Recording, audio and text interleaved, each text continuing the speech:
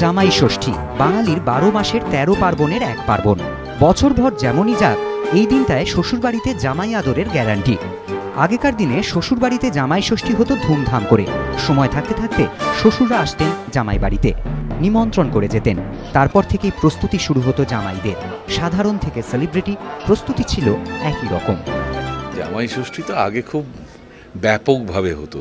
পঞ্চব্যঞ্জন আর কি বলবো, মানে তেলকই থেকে শুরু করে, চিংড়ি মাছ থেকে শুরু করে, চিতল মাছ, ডিম ভরা ইলিশ মাছ, 4-5 রকম মাছ হতো, খাসির মাংস হতো, দই, চাটনি, মিষ্টি। তারপর জামাই বাবাজি সুন্দর ফিনফিনে ধুতি পরে আসতেন, গিলে করা পাঞ্জাবি।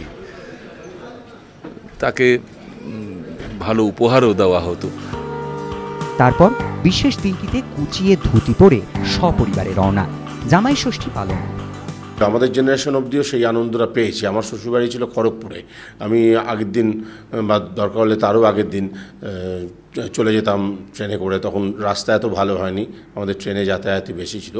খালি আমাদের সময় যেটা পরিবর্তন হয়েছিল, থাকাটা কোনো কারণে 4-5 দিন হলে ওই খাসির মাংসটা আস্তে আস্তে কমতে কমতে মাছ, তারপর পুঁই শাকে চলে আসছিল আর কি।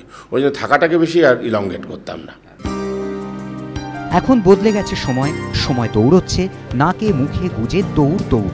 সময়ের দাবি মেনে নিজেকে ভেঙে চুড়ে নিয়েছে বাঙালির এই পার্বণ। জামাই এখন মহার্ঘ, সময় আরও মহার্ঘ। তাই জামাই ষষ্ঠী এখন সারা মাস জুড়ে। যেদিন নাগালে পাওয়া যাবে জামাই বাবা জীবনকে, সেদিনই ষষ্ঠী, সেদিনই স্বস্তি। বদল এসেছে খাওয়া দাওয়াতেও।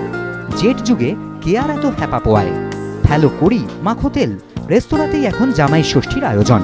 পয়সা ফেললেই পঞ্চব্যঞ্জনের সমারোহ। মনোজিৎ সরকার, এবিপি আনন্দ, কলকাতা।